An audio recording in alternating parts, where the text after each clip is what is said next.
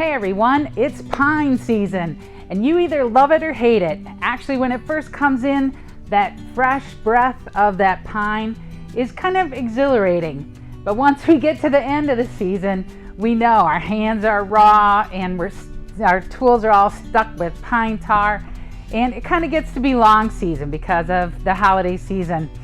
So we're going to take a look at today a quick tip about cutting up Christmas greens. Oh, did I say Christmas greens? I mean winter greens.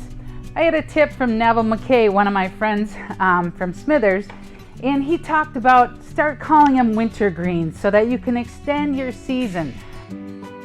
So my first tip is to turn it to the back so you can see the spine of where you can cut. You want to keep as many of the stems on the strong spine so that you're able to easily insert it. And you can see what I'm doing is cutting these at an angle here, and then when I go to put it in, I'm going to use those side pieces.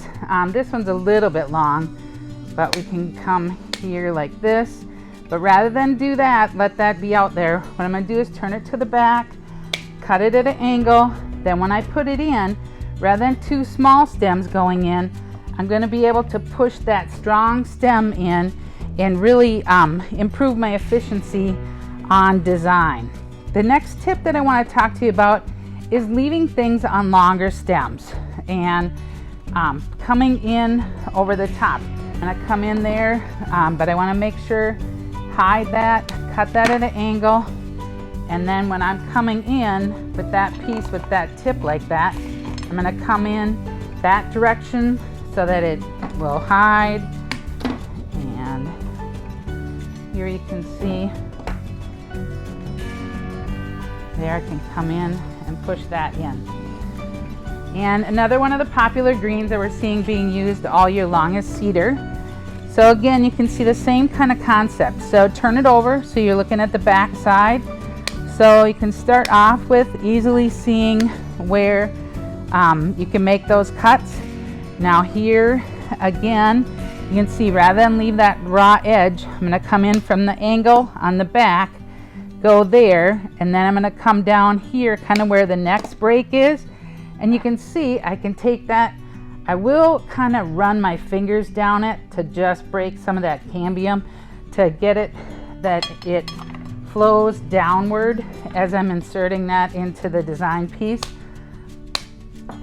But here, just taking a look, here's where you can, that has a great tip on it, yet there. And then our other tips, we're going to come in and use them above. Let's take a look at silver. So same thing, where you can see how you can easily identify where to make those cuts and what is a good position to be left with. So we're going to come here, and so this is what I want to see on the floor. Pretty much only sticks. So once we have our greens cut up, we're going to have a variety of greens. You can see here that I've started with a centerpiece container. I have a half a brick of foam. So I have a large water reservoir in on that container. And then I'm going to come in. My foam's a little bit high here. You could definitely cut that down, but you do need some of that height for the insertions because they're going to be coming out the side. But you'll see many times I see people green their containers and it's all flat, kind of one over the top, and you're really doing a lot of repetition. You can see by my insertions, I'm turning them multiple directions. And so this is going to add really a lot of depth and dimension into my design.